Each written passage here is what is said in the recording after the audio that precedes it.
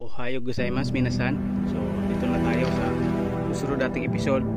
At sigurado akong excited na kayo sa ipapakita ko sa inyo. At sa mga master dyan, ayan, dahan-dahan kong ipapakita sa inyo ang katotohanan. Ito ang katotohanan. Kung ano yung nakikita nyo, ito yung katotohanan.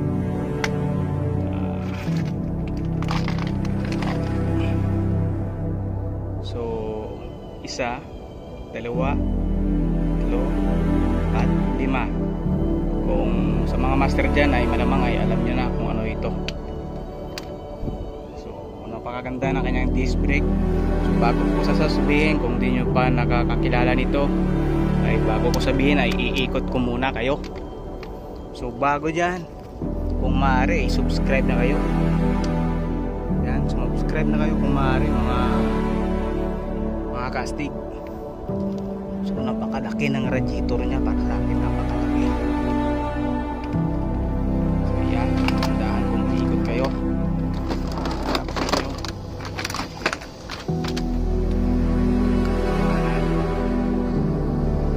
Yan, nahuhulaan nyo na ba?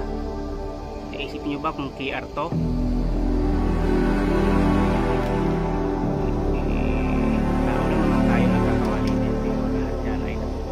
Sa tamang oras, tamang panahon.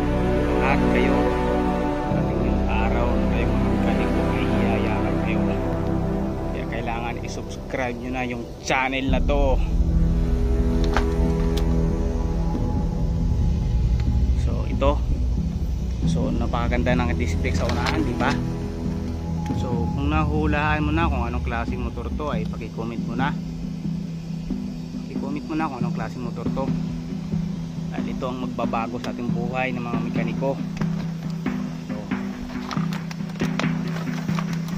napakaganda. At nabuhat ko sa inyo, napakagaan. Chassis din pala itong chassis pala. Ang kanyang chassis ay aluminum. Napakagaan niya. At napapansin nyo, akala mo ay KR, di ba? Tama ka nga sa iniisip mo, maaaring KR to. Tama ka nga sa iniisip mo, KR to. KR 150. Kaya kung iniisip mo ay KR to, malamang ay nagkakamali ka.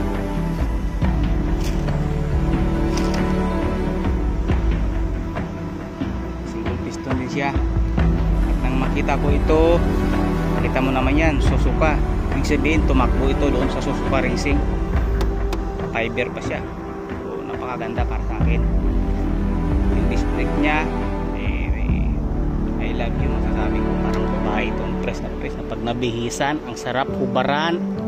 Siyempre pag ginubaran mo, kailangan mong sasakyan yan, at ginagawa nyo yan, kaya kailangan i-share nyo na yung video na to.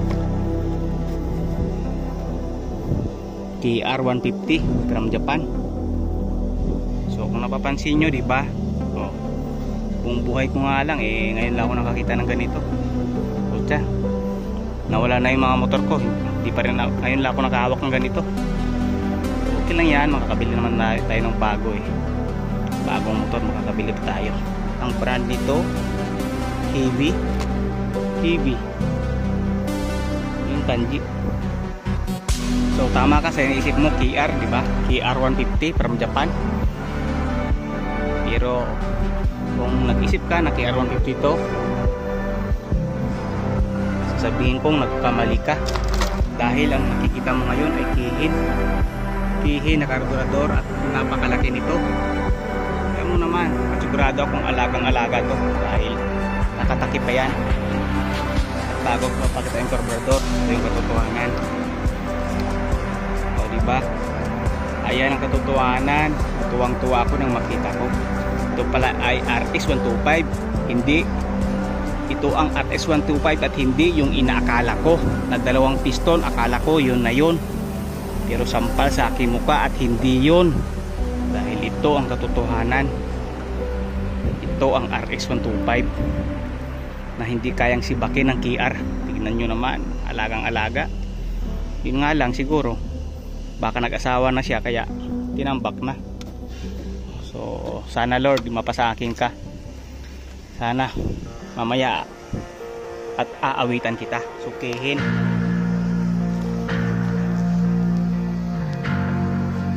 kihin siya, kihin. Ayan o, diba, kihin.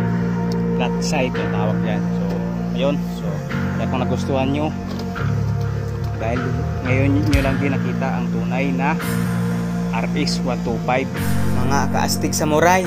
So ipapadinig ko na rin sa inyo ang kanyang andar o kanyang tunog pag ang RX 125 ay nasa dyno, pati na rin ang kanyang top speed katakbo. So pwede nyo tignan na lang sa iba ito. So ito naman ang kanyang andar nung nasa dyno siya. So ang nakikita nyo dito ay iba ang kanyang chassis, diba? So malamang ay sa ibang bansa to at hindi sa Japan. Dahil itong nakikita nyo ngayon na sa Japan, tulad dito sa larawan, kanyang chassis ay iba, may aluminum siya. Pero talagang iba kaya katulad doon sa iba, diba? So hanggang sa muli mga astig samurai, maraming salamat sa inyong suporta.